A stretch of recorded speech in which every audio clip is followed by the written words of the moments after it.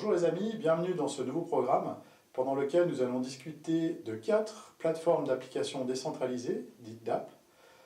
La première étant bien entendu Ethereum, la plus connue.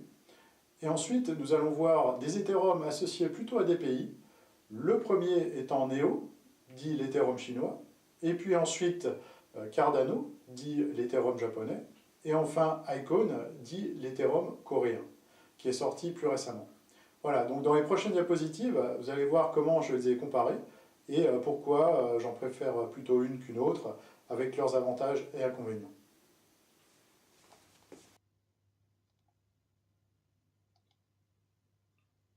Voilà, donc les diapositives sont prêtes.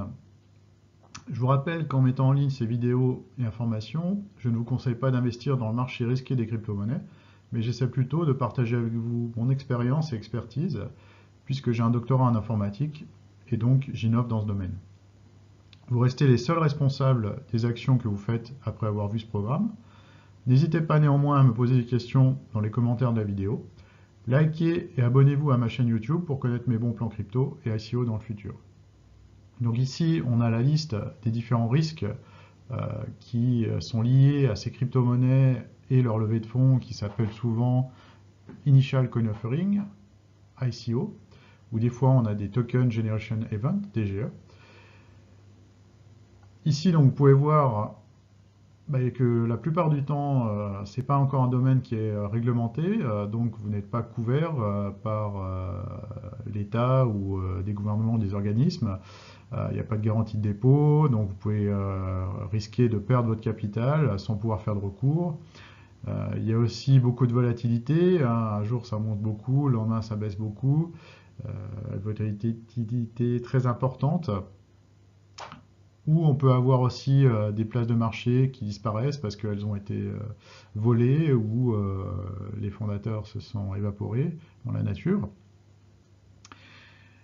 Vous pouvez vous aussi faire des erreurs techniques. Par exemple, vous perdez les fichiers qui vous permettent d'accéder à ces crypto-monnaies, hein, qui est ce qu'on appelle les clés. Derrière, on peut avoir des problèmes d'escroquerie, du blanchiment d'argent, puisque au départ, il y a un certain nombre de projets qui n'avaient pas vérifié qui avait acheté telle ou telle crypto-monnaie. Et enfin, comme ce sont des projets la plupart du temps innovants, eh bien, ils risquent de ne pas forcément aboutir pour des raisons techniques, des problèmes techniques qui n'étaient pas prévus au départ, ou aussi des problèmes commerciaux, parce que de bons techniciens ne sont pas forcément de bons businessmen. Alors, justement, comment est-ce qu'on fait pour lancer une nouvelle crypto-monnaie? Eh bien, il nous faut une plateforme. Et la plateforme la plus connue pour développer d'autres crypto-monnaies, eh bien, c'est la plateforme Ethereum. Et dans cette diapositive, on va voir que cette première plateforme qui permet de développer des nouvelles crypto-monnaies, lancer des ICO ou Token Generation Event, TGE, Ethereum, eh bien, elle a commencé en Suisse. Et puis après, il y en a d'autres qui sont arrivés plutôt localisés dans d'autres pays et qui ont essayé de prendre des parts de marché sur ces plateformes qui permettent de lancer des nouvelles crypto-monnaies ou aussi de développer des nouvelles applications décentralisées. Donc Ethereum, on voit que la fondation était basée en Suisse. Comme c'était la première, eh bien dans le monde, je dirais que c'est la plus connue, donc c'est la plus généralisée actuellement. C'est quelque chose qui fonctionne depuis 2 ans. Beaucoup de nouvelles crypto-monnaies et ICO ont été faites sur Ethereum, ainsi que des applications décentralisées. Et les concurrents, justement, où est-ce qu'ils sont apparus? Eh bien, il y a eu Neo, qui est apparu, alors justement, très localisé en Chine, hein, c'est très localisé en Chine, ce qui pose un problème pour l'aspect décentralisation.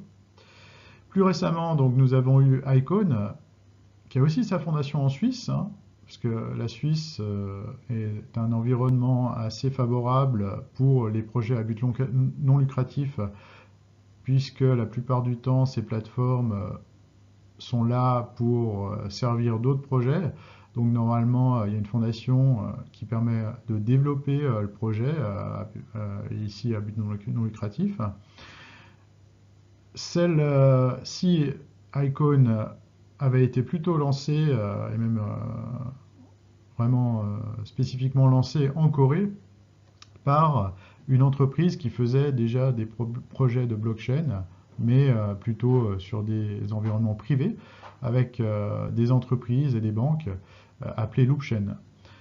D'un autre côté, elle a bien réussi aussi. Et puis entre les deux, entre-temps, donc il y avait eu aussi une autre plateforme qui s'appelle Cardano, avec la fondation qui est en Suisse, mais où la plupart des investisseurs au départ avaient été japonais. Donc à plus de 90% à peu près, c'était des investisseurs japonais. Donc une fois qu'on a ces plateformes, ce qui est intéressant de voir, c'est comment est-ce qu'on peut essayer de faire du code, des programmes pour des nouvelles applications décentralisées sur ces plateformes ou justement le lancement de nouvelles crypto-monnaies. Eh bien, Ethereum, le problème, c'est qu'il a créé un nouveau langage de programmation qui est difficile. Il y a pas mal de problèmes de sécurité, puisqu'il faut faire vraiment attention à tout ce qu'on fait. C'est plutôt un langage de programmation qui est, comparativement à d'autres langages plus modernes, sur d'autres plateformes du type ordinateur ou téléphone, qui est difficile. Voilà, donc c'est un des problèmes d'Ethereum, c'est que c'est un nouveau langage, il faut donc des nouveaux programmeurs qui apprennent ce langage, et il faut qu'ils fassent peu d'erreurs, puisque une fois que ce programme est déployé sur la blockchain, donc qui est un système d'ordinateur décentralisé dans le monde, eh bien, on ne peut plus le changer. Donc s'il y a une erreur, un bug, eh bien, ça peut poser des gros problèmes. Il y a eu un certain nombre de projets de lancement de nouvelles crypto-monnaies, ICO, qui ont eu un bug, et des hackers ont utilisé ce bug pour soutirer de l'argent. Donc Ethereum a été l'un des premiers, mais c'est un environnement difficile pour le développement. Neo, donc plutôt localisé en Chine, a pris l'approche d'utiliser en fait les langages de programmation existants, et donc normalement est moins ouvert à des problèmes de sécurité, et il y a aussi plus de facilité à développer sans faire d'erreur sur l'environnement Neo. Donc en particulier, hein, c'est l'environnement de langage de programmation .NET C# de Microsoft, mais aussi on peut utiliser d'autres langages comme par exemple Java pour développer sur Neo. Pour Icon, eh bien, on voit que le code utilise un langage aussi connu qui est Python. Icon, par contre, est encore très nouveau, donc n'a pas forcément déjà beaucoup de programmes et de codes qui sont disponibles pour réaliser rapidement une nouvelle application décentralisée. Pour Cardano, c'est encore plus difficile puisque le langage de programmation est spécifique, et en même temps, il y a encore peu de modules qui sont déployés pour réaliser quelque chose de concret. Mais petit à petit, Cardano aussi se développe. Alors, une fois que l'application décentralisée est mise sur ces différentes plateformes, eh bien, il faut normalement que les actions, les paiements, les échanges de monnaie, de crypto-monnaie, ou ce qu'on veut faire sur la plateforme avec l'application se passe assez rapidement. Vous savez que Bitcoin a des problèmes, je dirais, de montée en échelle, de rapidité, de réalisation des transactions. Ethereum s'est amélioré un petit peu par rapport au Bitcoin, mais actuellement encore des soucis. La bonne nouvelle, c'est que normalement, il y a un certain nombre de projets qui vont améliorer cette rapidité. Mais pour l'instant, voilà, c'est vrai que c'est un peu encore un problème pour Ethereum. Les autres ont toutes des solutions qui permettent normalement de réaliser les transactions plus rapidement. Donc actuellement, ils ont une vitesse supérieure à Ethereum. Par contre, comme je l'ai dit, ils ne sont pas encore en place pour la plupart. et il faut encore qu'ils fassent leurs preuves. Donc au niveau de la décentralisation, donc Ethereum qu'on a vu est bien déployé au niveau mondial, donc la décentralisation peut être considérée comme bonne. Pour Neo, c'est toujours un problème qui est très lié à la Chine. Icon, on peut estimer que la décentralisation est assez bonne. Il y a une volonté dans ce sens-là, et peut-être la Corée est un peu plus transparente que Neo l'a été par le passé. Cardano aussi, avec une fondation en Suisse, comme Icon, je veux dire, est ouvert à la décentralisation et assez transparent. Le consensus, alors, une fois que des actions sont faites sur ce réseau décentralisé, pour qu'en fait tous les participants, ce qu'on appelle les nœuds dans le réseau, aient la même je dirais, idée de ce qui s'est passé dans l'application, soit au même point, hein, et ils disent tous que voilà, telle application en est à ce point-là, il faut qu'ils s'entendent entre eux. Et donc, ce qu'il y a un algorithme dit de consensus qui permet à tous les nœuds participants du réseau d'arriver à la même conclusion. Si par exemple j'ai dépensé deux crypto-monnaies pour acheter tel ou tel service, eh bien normalement il faut que tout le monde soit d'accord que j'ai bien payé ces deux crypto-monnaies. La problématique, c'est que Ethereum, comme le Bitcoin actuel, utilise le Proof of Work, donc qui est en fait une preuve qu'il y a eu un travail qui a été fait, c'est-à-dire que les différents ordinateurs qui participent au réseau, ils doivent résoudre un problème mathématique difficile, et donc une fois qu'ils l'ont résolu, ça permet de enregistrer cette information dans la blockchain, dans le réseau décentralisé. Mais le problème de cette approche-là, du Proof of Work, comme pour Bitcoin, c'est qu'elle consomme beaucoup d'électricité parce que pour réaliser ces calculs qui vont vérifier que je veux dire, le résultat a bien été vérifié avec le calcul de Proof of Work, eh bien, consomme beaucoup d'électricité. Il y a des ordinateurs qui doivent travailler énormément pour résoudre ces problèmes mathématiques qui sont dits difficiles. Ethereum, donc, à cause de ce problème de gestion d'énergie, et puis d'autres points aussi, essaye de passer à ce qu'on appelle le Proof of Stake, c'est-à-dire essayer de passer à un système où on n'aurait plus besoin de résoudre un problème mathématique difficile, mais en fait d'utiliser en fait le nombre, je dirais, de jetons que chaque personne a dans le réseau, et que en fait si une personne ment pour le résultat d'une action, en fait elle perdrait les jetons qu'elle a mis pour arriver pour voter pour la décision. Et donc ce Proof of Stake, qu'on redétaillera dans une autre vidéo, aurait des avantages par rapport au Proof of Work, mais ce n'est pas encore fait.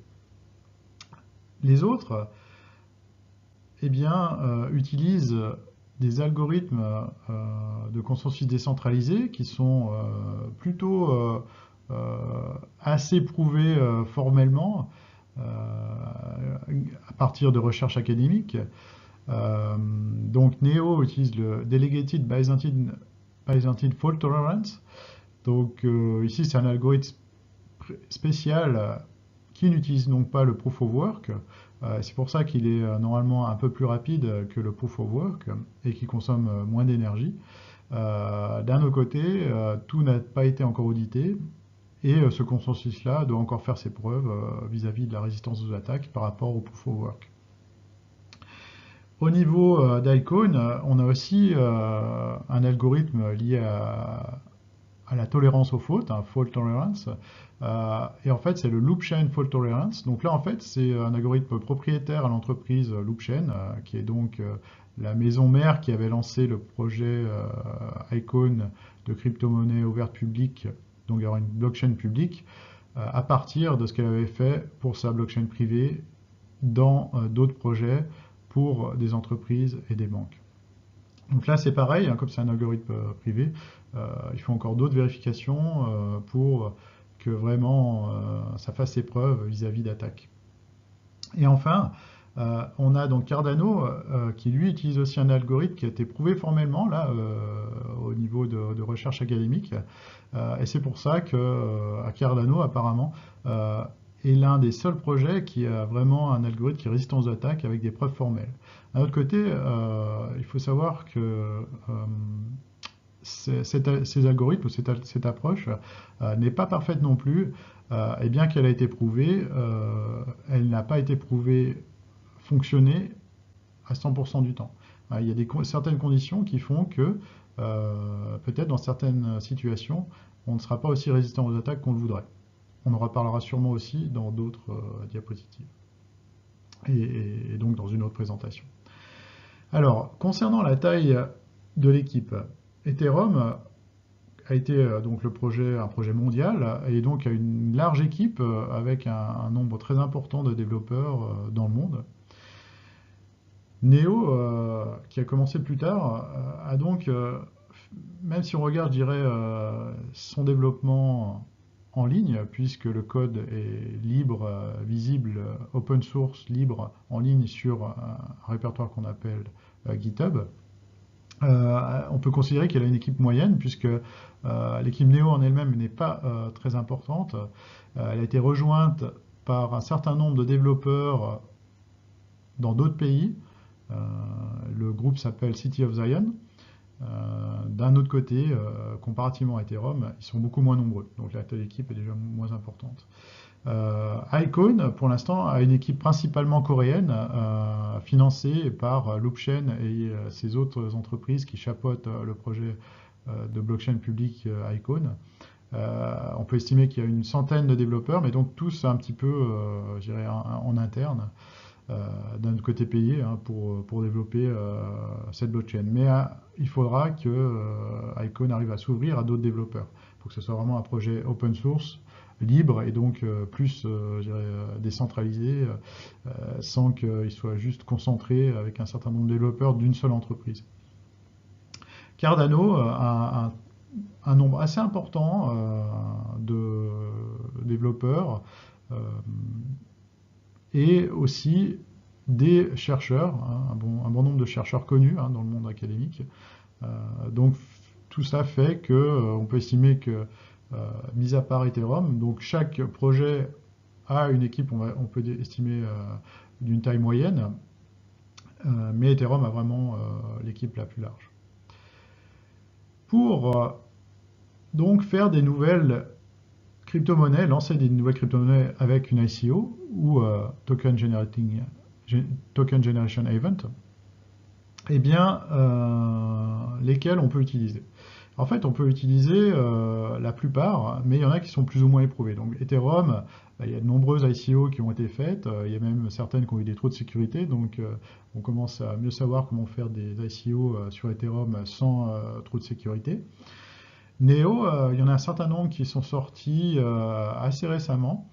On peut estimer peut-être entre 5 et 10. Les premières ont eu un certain nombre de problèmes. Voilà, donc ça se développe, mais c'est toujours trié à la Chine. Icon, il faut savoir que c'est possible hein, de faire une levée de fonds avec Icon. Par contre, il n'y a pas encore les modules nécessaires qui sont disponibles en ligne.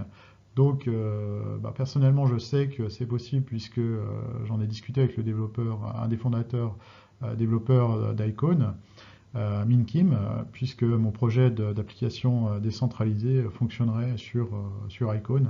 Et je les rencontre justement début février pour en discuter, voir un petit peu ce qui est faisable actuellement. Ce qu'il y a de bien, c'est qu'on en reparlera, mais qu'ils ont déjà des modules pour connaître les gens qui investissent, donc ce qu'on appelle Know Your Customer, connaître ses clients, avec des techniques aussi pour détecter le fait que ce ne soit pas des investisseurs qui vont blanchir de l'argent sale, AML, Anti-Money Laundering. Donc c'est une plateforme intéressante, mais c'est pas encore disponible, il n'y a pas encore d'ICO qui a été faite sur Icon. Concernant Cardano, ça sera aussi possible, mais c'est pas encore de sitôt, puisque Cardano a encore moins de modules disponibles que Icon actuellement. Au niveau marketing, alors ces différentes plateformes, donc Ethereum, hein, c'est la plateforme de facto, je dirais presque un standard de facto, qui est connu dans le monde entier. Mais donc il y a des challengers avec Neo qui a donc une très grosse communauté en Chine et aussi en fait les investisseurs fans dans le monde puisqu'ils ont réutilisé je dirais le marketing des films Matrix, le monde de Neo, le monde là, qui est décrit dans les différents épisodes de Matrix. Donc tout cet écosystème a attiré un bon nombre de fans et il se développe petit à petit. Il y a eu une petite stagnation, mais là depuis décembre-janvier, il repart très fort. Le marketing pour Icon commence juste, puisque l'ICO s'est fait en septembre et ce n'était pas la priorité au départ. La valeur de la crypto-monnaie Icon a beaucoup augmenté. Mais là, il y a une conférence annuelle fin janvier avec une volonté des nouveaux moyens pour augmenter le marketing. Pour l'instant, Cardano, le marketing n'est pas une priorité, donc il n'y a pas forcément de gros moyens qui sont mis à ce moment-là.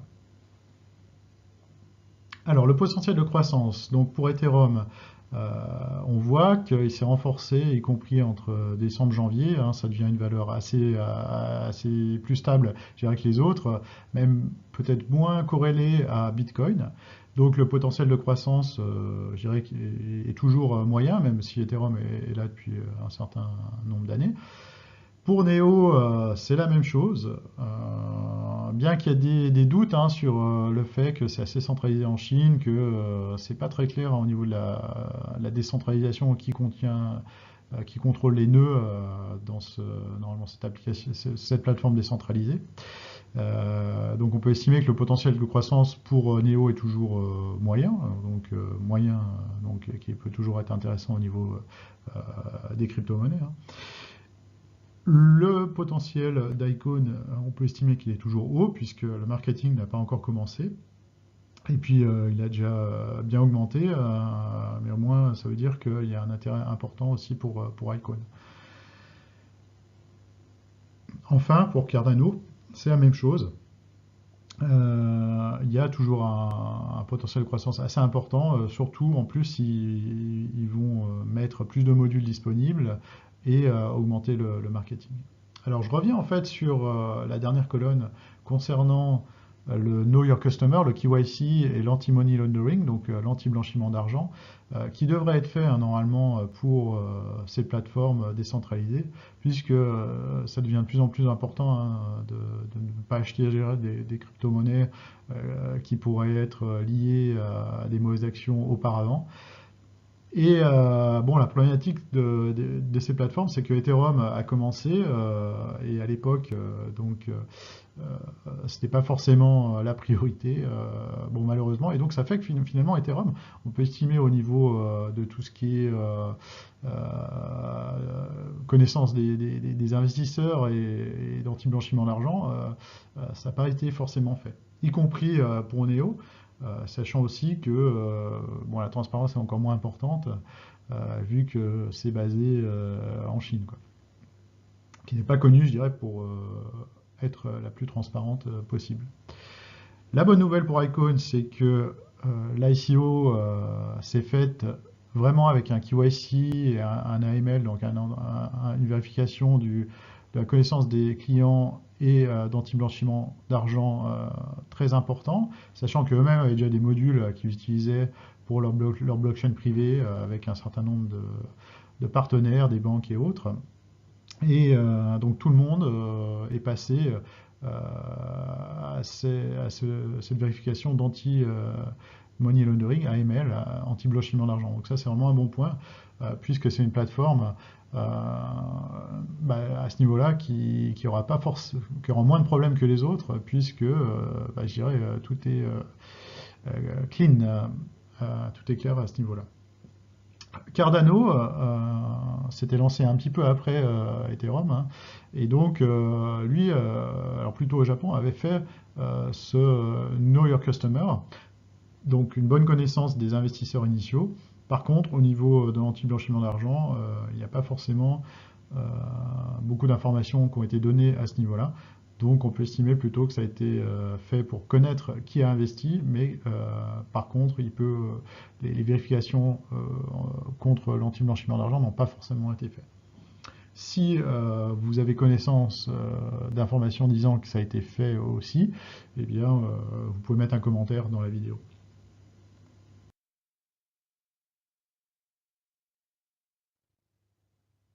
Alors, pour ma part, pour mon application décentralisée que je suis en train de développer avec l'entreprise Réputation, et où il y aura sûrement aussi une levée de fonds en 2018, eh bien, après avoir analysé ces différentes plateformes d'applications décentralisées, vraiment, moi, ce qui m'intéresse, c'est Icon, puisque il y a le Know Your Customer et l'anti-blanchiment d'argent qui a bien été fait.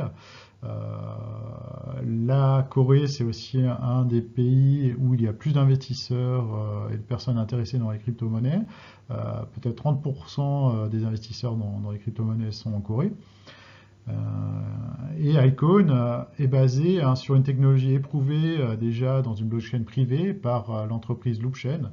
Donc on voit un petit peu ici l'écosystème. Donc il y a Loopchain là avec aussi un certain nombre de grosses entreprises, bon, tout un peu liées entre elles, mais en Corée, qui travaillent avec des banques. Hein. On voit déjà ici qu'il y a un certain nombre de banques, des assurances, d'autres je dirais, partenaires liés à la blockchain.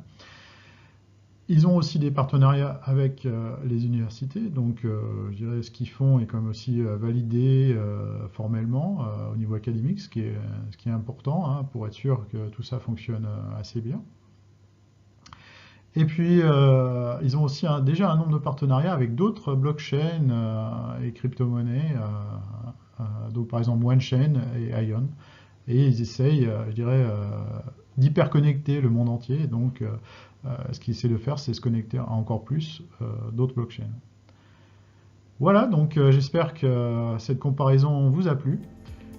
Et donc, je vous donne rendez-vous bientôt.